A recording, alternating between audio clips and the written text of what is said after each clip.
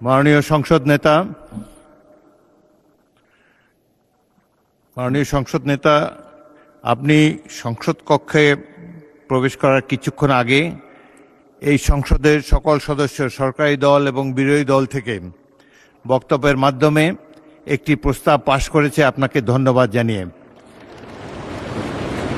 আপনার সাম্প্রতিক মালয়েশিয়া এবং চীন সফরের ফলে দেশের মর্যাদা বৃদ্ধি পেয়েছে বলে সবাই অভিমত ব্যক্ত করেছে এবং বাংলাদেশের অর্থনীতিকে, পররাষ্ট্রনীতিকে এক নূতন দিগন্ত সূচনা করেছেন আপনি এই সফরের মাধ্যমে। সেজন্য আপনাকে ধন্যবাদ জানাচ্ছি এই সংসদের পক্ষ থেকে। Welcome back to this parliament. বিসমিল্লাহির রহমানির রহিম। মাননীয় স্পিকার,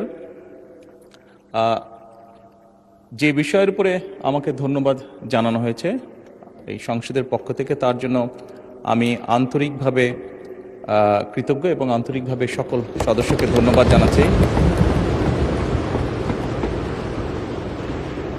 মানে স্পিকার, এখানে মূল বিষয় এটি হচ্ছে যে বাংলাদেশের মানুষ আমাদেরকে দায়িত্ব দিয়েছে তাদের স্বার্থ দেখার জন্য।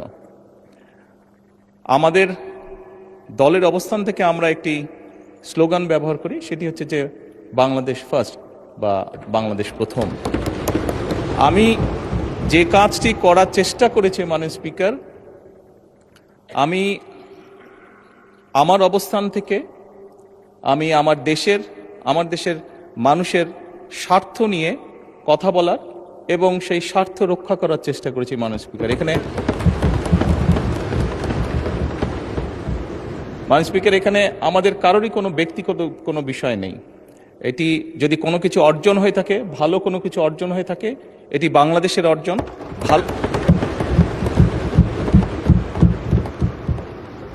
এই সফরের মাধ্যমে যদি দেশের মানুষের কোনো অর্জন হয়ে থাকে, সেটি দেশের মানুষের অর্জন মাননীয় স্পিকার।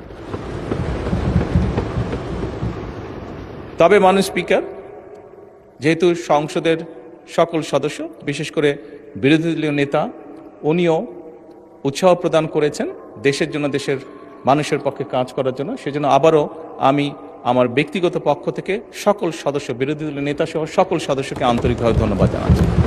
ধন্যবাদ।